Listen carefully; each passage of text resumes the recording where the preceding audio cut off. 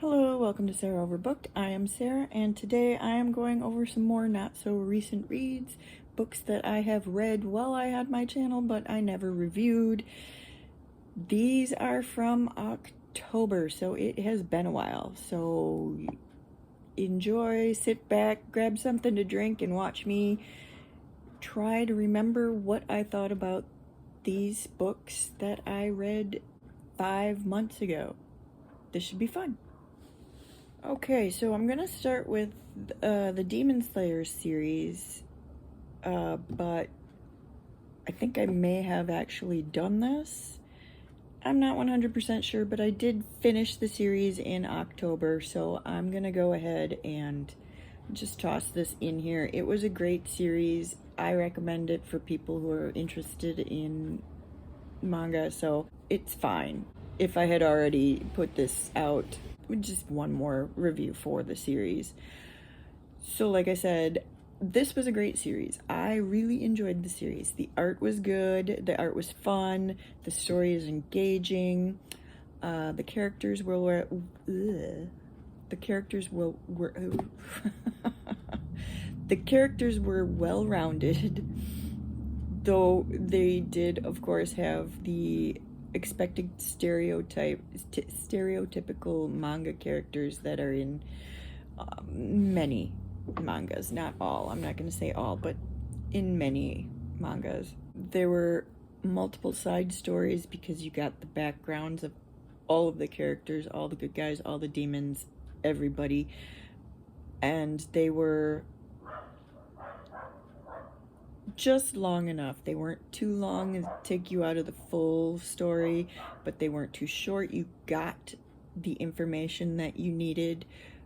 They moved the storyline forward, and they didn't seem like just filler that they needed to fill some pages, so they tossed this in. There was a good mix of humor and seriousness within all of the volumes. It is a 23 volume series. There wasn't a single volume that I could pick out and go, this one I didn't enjoy, this one wasn't part of the story, this one didn't further the story. Like a lot of the longer series, you can find that one that was like, this I can't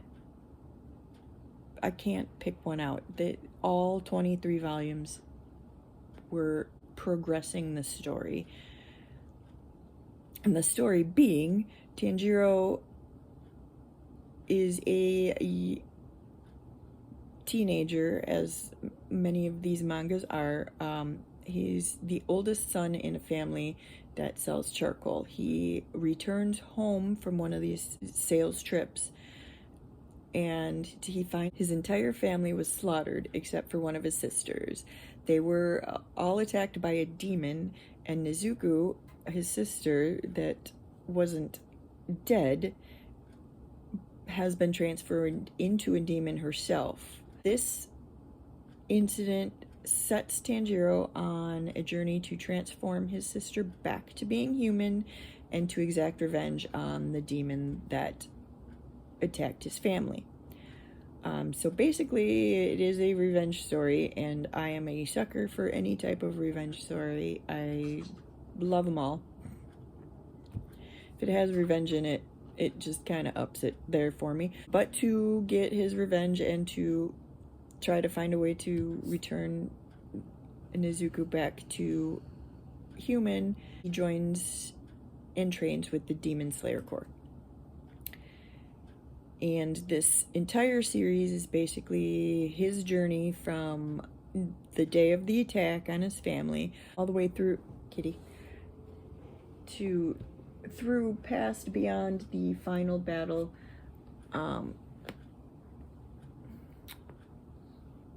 of the entire series. I guess she's just gonna sit here and be in the way because she is resisting me pulling her down, and Norman is already in my lap anyway.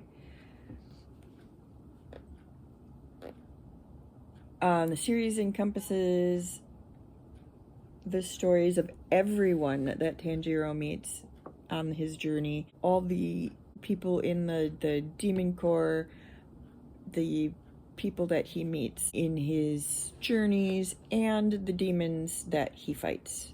All of their backstories are encompassed into the series, and the backstories are written so well that it doesn't, I already said this, I believe it doesn't take us out of the story by the timing and the placement of the backstories, the interludes. I highly recommend the Demon Slayer series if you're looking for something fun. They're obviously quick reads. They're manga books. The second is going to be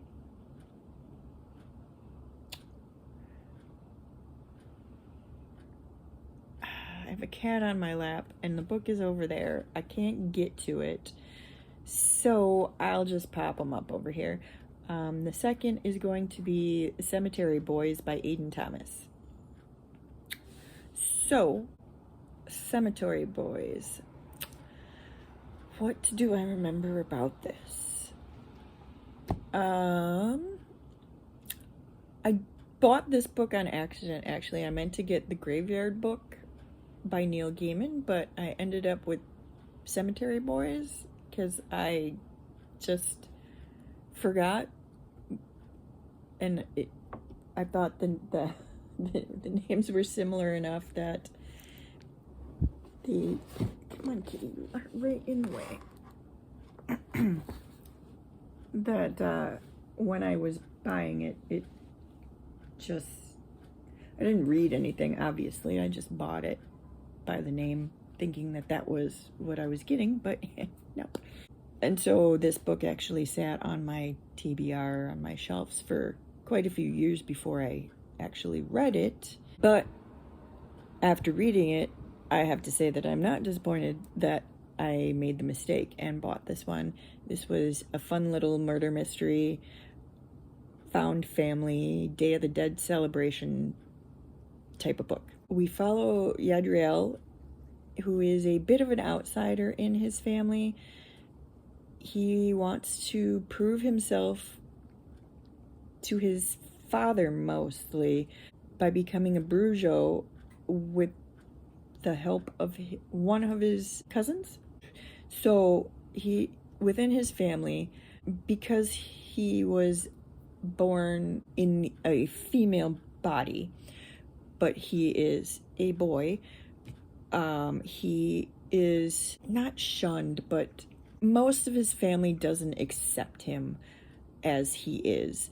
He has a cousin and an uncle that do fully accept him as he is, and with the help of the cousin, he wants to become a Brujo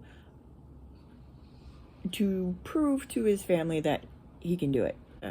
It's been so long. To become a Brujo, he has to go through a ceremony, and the last part of it is summoning a spirit. And another one of his cousins happened to go missing. Is it the night or recently when he decides to do this? They're afraid that he was injured and or killed because nobody knows where he is. They can't find him.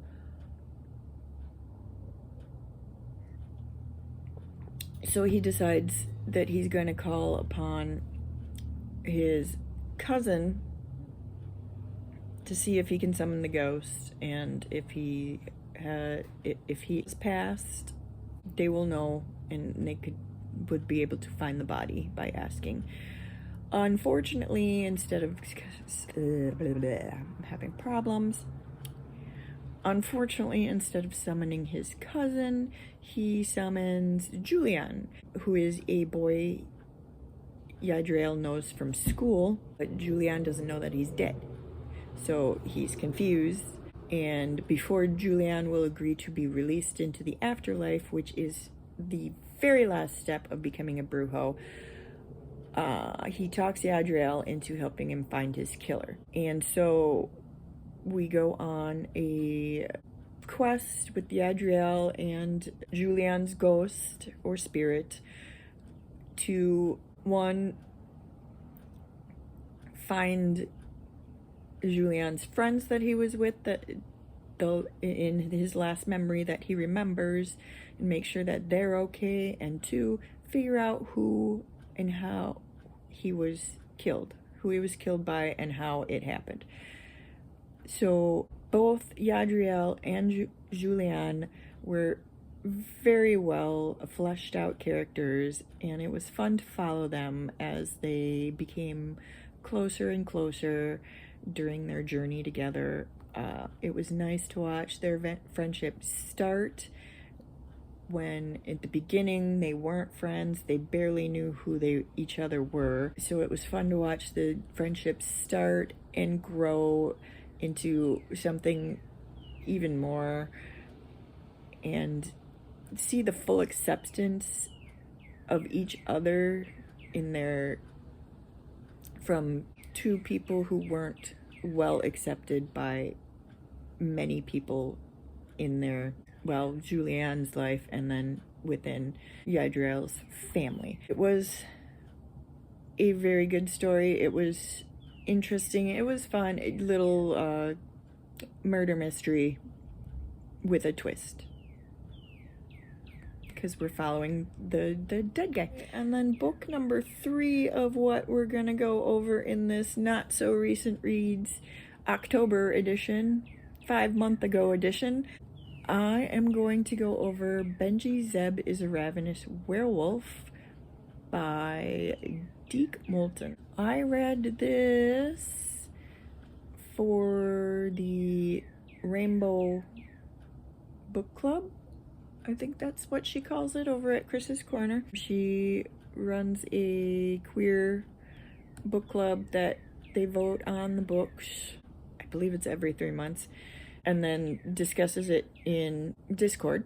I decided to join for October because, well, the book sounded interesting, and I could get it from the library without a wait. So I read the book, and first off, right off the bat, let me say this book is not written for me. It's a middle grade. I am not middle grade reader, so take this review with that right up front. I just thought this book was okay.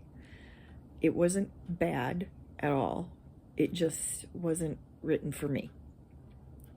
If I had a younger anything in my family, a middle grade reader, I would recommend this for them, but it was not for me. I did like that I was learning about the Jewish culture in this book, the traditions that were in this book. Some of them I knew about, but many of them I did not. So I enjoyed learning about the Jewish culture. But beyond that, I found the story and the characters a bit one note.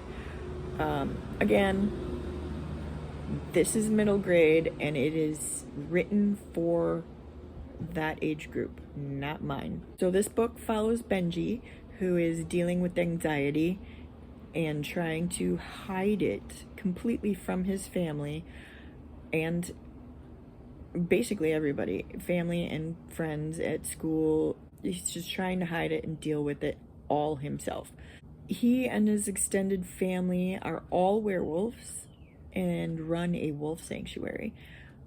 One of their neighbors is a rancher and is also the father of Caleb, which is a schoolmate of Benji's. And Caleb's father decides that they have issues with both the sanctuary and the family there being Jewish.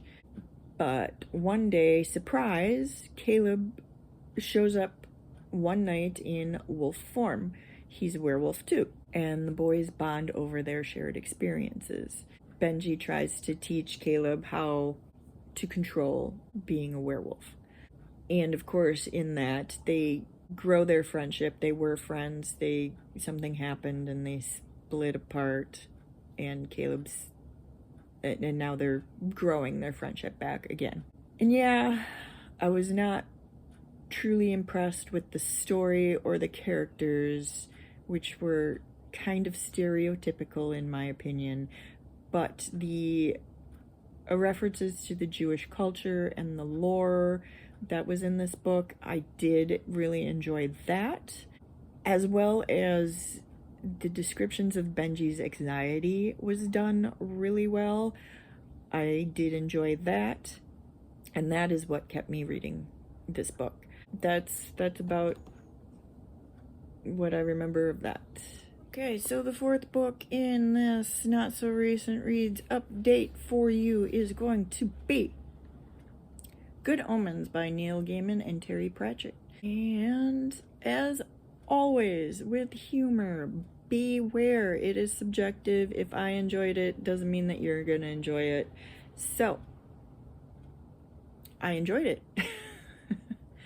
I wasn't quite in the mood for a humor book at the time that I read it, but I still enjoyed it. At some point when I'm in the mood for that type of book, I should reread it to see if I enjoy it even more. It was fun. It was a basic good versus evil story. The evil side places the Antichrist in the world, but there is miscommunication and he gets put in the wrong family. The apocalypse cannot be stopped, though, even though he's not being raised by the evil family that he's supposed to be raised by. So everything plays out, but not quite as expected. It is your classic British humor, so if that is not your type of humor, and I do know that lots of people don't like that type of humor, don't read this book, because this is classic British humor. Yeah. We have... I'm not gonna remember anything. Okay, names are always bad. We have Crowley and...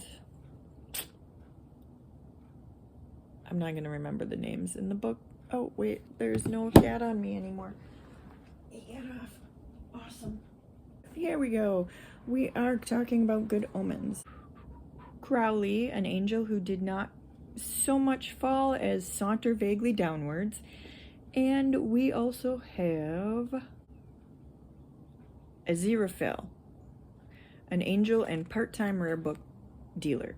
These are the two that are supposedly opposing each other, but have been on Earth long enough that they have decided that they like the human race, so they don't want the apocalypse to happen, even though Crowley is supposed to want it to happen because he is a fallen angel. Crowley is supposed to be helping with the apocalypse, though he has decided that he likes living on Earth among the humans, so he doesn't want it to go off. He wants it to not happen, so he kind of starts working with, what was his name again? I can't remember. It was long. And Aziraphale, to have things go wrong, even though they already went wrong. Keep it moving in that direction. But yeah, I enjoyed this. Like I said, I was not 100% in the mood for a humor book when I picked this up, but I still enjoyed it, and at some point I should reread it when I am more in the mood for humor and see if that makes it better. And then the last book I'm gonna go over in this not so recent reads, the fifth one, is going to be The Everlasting by Alex E. Harrow. This book retells the same story in different ways from different points of view. It is also a fantasy time travel story in the vein of the Grimm fairy tales, and if you don't like either thing like that, if you find retelling of the same story boring and repetitive, that is what this is. It is retelling the same story over and over with little changes from different points of view. If you don't like time travel, that's what this is. If you don't like fairy tales or fairy tale retellings, you're not gonna like this either. So we'll just start off with that. So this story is being told in alternating second person POV, which with some third person POV in there also, so it does switch around, and that can also put some people off. So now I am inundated with cats. Okay, and there goes Norman. In my opinion, the changes that are made with the POV make sense within the story, so it didn't bother me at all, not one bit. And then, let's see. This book, it doesn't try to explain how the time travel or magic system works in any type of detail in the vein of fairy tales, where you just get to step in and go for a ride. You gotta trust with the storytelling. You're not gonna get any type of explanation, really. Just, it's not sci-fi. This is a time loop story.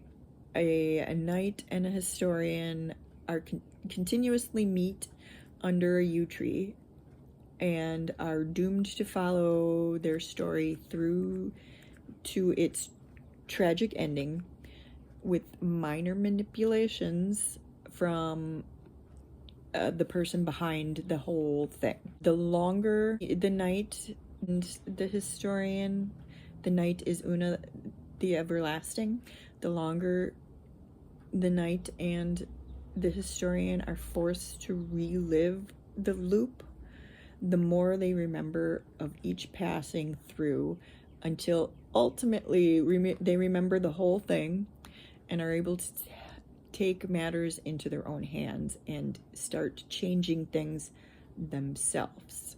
I really enjoyed this story. I liked Alex E. Harrow's writing. The characters, the two main characters, are well fleshed out because you're spending so much time with them through different lives. But the other characters are a little less fleshed out. They are just there in some cases. That's about all I got for that one. 5 months ago, I read all these books. I never reviewed them, and here we go. Not so recent reads.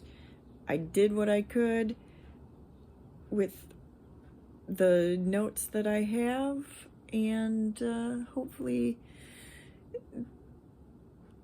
it's somewhat decent reviews. I really need to... I'm really working on not having these not so recent reviews for 2026. I do have quite a few to get through for 2025 still. October, November, December, and the beginning of January. I didn't do those either, so I still have 4 months of not so recent reviews to go through. Who knows when I'll get around to recording them, though. I mean, other than I want to get rid of this stack of books that's sitting here that I need to review. That's really my only motivation, is to get rid of that stack of books. And that is that. Did you read any of the books? Did you like any of these books? Are you interested in reading any of these books now with my not so good, not so recent reviews?